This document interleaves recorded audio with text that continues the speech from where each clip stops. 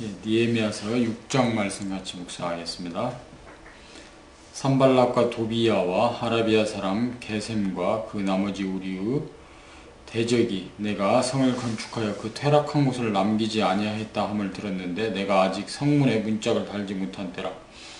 산발락과 게셈이 내게 보내어 이르기를 오라 우리가 온 후 평지 한 촌에서 서로 만나자 하니 실상은 나를 해코자 함이라. 내가 곧 저희에게 사자들을 보내어 이르기를 내가 이제 큰 역사를 하니 내려가지 못하겠노라. 어찌하여 역사를 떠나 정지하게 하고 너희에게로 내려가겠느냐 하매 저희가 4번이나 이같이 내게 보내되 나는 여전히 대답하였더니 산발랏이 5번째는 그 종자의 손에 봉하지 않은 편지를 들려 내게 보내었는데 그 글에 이르기를 이방 중에도 소문이 있고 가스무도 말하기를 네가 유다 사람들로 더불어 모반 할애하여 성을 건축한다 하나니 내가 그 말과 같이 왕이 되려 하는도다. 또 내가 선지자를 세워 예루살렘에서 너를 들어 선전하기를 유다의 왕이 있다 하게 하였으니 이 말이 왕에게 들릴지라. 그런즉 너는 이제 오라 함께 운운하자 하였기로 내가 보내어 저에게 이르기를 너의 말한 바 이런 일은 없는 일이요 네 마음에서 지어낸 것이라 하였나니 이는 저희가 다 우리를 두렵게 하고자 하여 말하기를 저희 손이 피곤하여 역사를 정지하고 이루지 못하리라 함이라. 이제 내 손을 힘있게 하옵소서 하였노라. 이후에 무헤다벨의 손자 들라야의 아들 스마야가 두문 불출하기로 내가 그 집에 가니 저가 이르기를 저희가 너를 죽이려 올 터이니 우리가 하나님의 전으로 가서 외소 안에 있고 그 문을 닫자. 저희가 필연 밤에 와서 너를 죽이리라 하기로 내가 이르기를 나 같은 자가 어찌 도망하며 나 같은 몸이면 누가 외소에 들어가서 생명을 보존하겠느냐. 나는 들어가지 않겠노라 하고 깨달은즉 저는 하나님의 보내신 바가 아니라 도비야와 산발렛에게 뇌물을 받고 내게 이런 예언을 함이라. 저희가 뇌물을 준 까닭은 나를 두렵게 하고 이렇게 함으로 범죄하게 하고 악한 말을 지어 나를 비방하려 함이었느니라. 내 하나님이여 도비야와 산발랏과 여선지 노아디아와 그 남은 선지자들 무릇 나를 두렵게 하고자 한 자의 소위를 기억하옵소서 하였노라.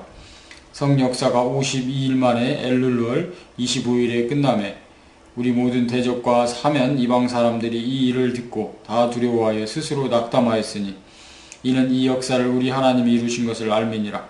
그때 유다의 귀인들이 여러 번 도비야에게 편지하였고 도비야의 편지도 저희에게 이르렀으니 도비야는 아라의 아들 스가냐의 사이가 되었고 도비야의 아들 여호하난도 베레게의 아들 무술람의 딸을 취하였으므로 유다에서 저와 동행한 자가 많음이라. 저희들이 도비야의 선행을 내 앞에 말하고 또 나의 말도 저에게 전하며 도비야가 항상 내게 편지하여 나를 두렵게 하고자 하였느니라.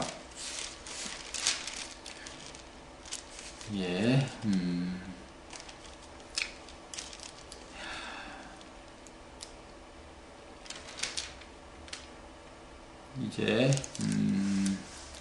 성을 거의 이제 완성해가는 시점에서 산발랏과 이 도비야를 중심으로 한 이방인들의 방해가 극에 달하는 장면이 오늘 말씀을 통해서 나오고 있습니다.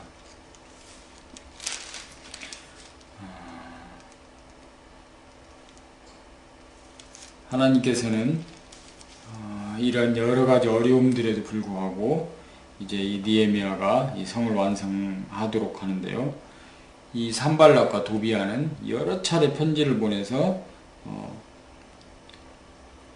이제 만나자고 또 하고, 근데 이 만나자고 한 위치가 이 팔레스타인에 있는 한 위치라고 하는데요. 어떤 중립지대에 있다고 합니다. 이들과 이 산발랏이 다스리고 있는 지역과 아마 이 느헤미야가 있는 지역의 어떤 중간지대쯤에서 만나자고 해서 여러 번, 이 4번이나 이 편지를 보냈다고 나오는데요. 여기에 느헤미야는 응하지 않습니다. 자신을 암살하려고 하는 이러한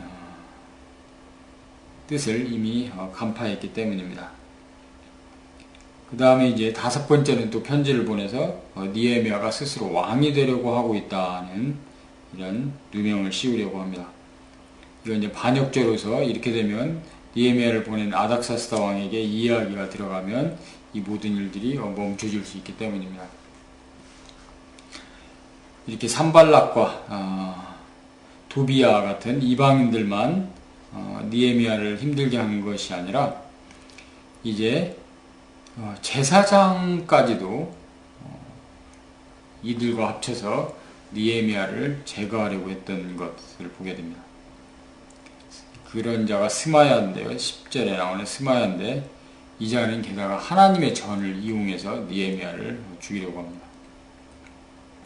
느헤미야에게 거짓 정보를 얘기해서 그것도 하나님의 이름을 거명해서 예언한다고 하면서 이 사람을, 이 느헤미야를 하나님의 성전 외소로 가서 피하라고 합니다. 이 외소는 민수기에 보면 제사장 외에는 들어갈 수 없는 곳입니다. 평시에 제사장 외에 들어갈 수 없는 곳이어서 여기에 들어가게 되면 죽임을 당하게 됩니다. 근데 바로 이곳으로 피하라고 한 건 이제 느헤미야가 목숨을 구하기 위해서 이곳에 피했다는 누명을 또 유다 가운데 씌움으로써 유태인들이 모두 이것을 알게 함으로써 느헤미야의 입지를 완전히 제거하고 느헤미야를 도비야와 산발랏에게 넘겨주려고 하는 작정이었습니다. 12절에 나오는 것처럼 도비야와 산발랏에게 뇌물을 받은 이런 이 제사장 이자가 이런 짓을 했습니다. 또 이자만 그런 것이 아니라 여선지 노아디아와 그 남은 선지자들도 이 짓을 했습니다. 오늘날도 목회자들 중에 이런 짓을 하는 자들이 많이 있을 줄 압니다. 하나님 편에 서서 움직이기보다 뇌물을 받고 또 여러 접대와 자신들의 이익을 위해서 부당한 이 악인들에게 연합한 자들이 있을 수 있습니다. 이런 자들에게 이용당하지 않기 위해서는 참으로 지혜를 가져야 됩니다. 예수님 당시에도 예수님을 결국 이 살해한 자들은 다른 자들이 아니고 대제사장과 서기관과 바리새인들 같은 교회의 지도자였던 것을 우리가 압니다. 오늘날도 이런 일은 여전히 동일하게 벌어지고 있습니다. 느헤미야 이 당시에도 이 일들이 있었던 것을 보게 됩니다. 그래서 우리는 그들이 직업이 목사이거나 신부이거나 제사장이어서 믿어서는 안 됩니다. 그들이 하나님 앞에 올바로 가고 있는지를 보아서 구별해야 됩니다. 성경에도 여러 차례 이런 제사장이나 선지자들이 악행을 하는 것을 보게 됩니다. 아합 시대에도 한 늙은 선지자가 한 젊은 선지자에게 거짓 예언을 해서 사자에게 물려 죽게 만드는 일도 나옵니다. 또 이전에는 그 아합 때 또 400명의 이 거짓 선지자들이 거짓으로 예언하면서 아합을 전쟁에 나가게 만들고 미가는 홀로 그들과 대적했던 것을 봅니다. 이들이 다 이방신을 섬기는 그러한 자들이 아니었고 하나님의 이름으로 예언하던 자들이었다는 것을 우리는 알아야 됩니다. 오늘날도 목회자들 중에 목사나 신부들 중에 이런 자들이 많이 있다는 것을 우리는 잊지 말아야 됩니다. 이렇게 해서 이 모든 그 괴계들을 이겨내고 뱀처럼 지혜롭게 비둘기처럼 순결하게 나아가면서 이 모든 위기들을 극복하면서 결국 느헤미야는 52일 만에 이 역사를 마칩니다. 근데 여기에서 이제 끝부분에 보면 다시 한번 이 자신을 대적했던 자들이 어떤 자들인지를 보여주는데 유다의 귀인들도 이 스파이가 되어가지고 이 도비야와 연락을 하고 또 도비야는 이 스가냐라고 하는 사람의 사위가 되고 또 도비야의 아들은 이 베레가 무술람 이도 아마 제사장 같은데요. 이도 그 성전 재건, 이 성벽 재건에 참여했던 자인데 이자의 딸을 취하는 이런 연훈 정책을 통해서 당시의 세력들을 분점하고 있었던 모습을 보게 됩니다.